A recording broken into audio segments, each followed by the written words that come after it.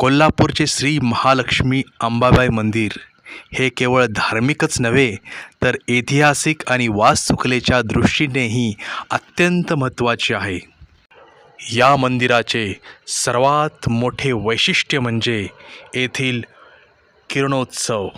वर्षातून 2दा जानेवारी, फेब्रुवारी आणि नोव्हेंबरमध्ये सूर्याची किरणे महाद्वारातून थेट देवीच्या मूर्तीवर पडतात.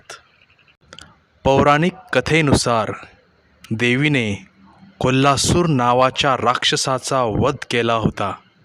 मरण्यापूर्वी त्याने या जागेला स्वतःचे नाव देण्याची विनंती केली होती, ज्यावरून कोल्हापूर हे नाव पडले. देवीची मूर्ती मौल्यवान रत्नापासून बनलेली असून तिचे वजन सुमारे 40 किलो आहे. मूर्तीच्या हातात महाळुंगाचे फळ, गदा, ढाल आणि पानपत्र असते. मुख्य मंदिरात महालक्ष्मीसोबतच महाकाली, महासरस्वती, विष्णू आणि शंकर यांच्याही मूर्ती किंवा प्रतीक आहेत.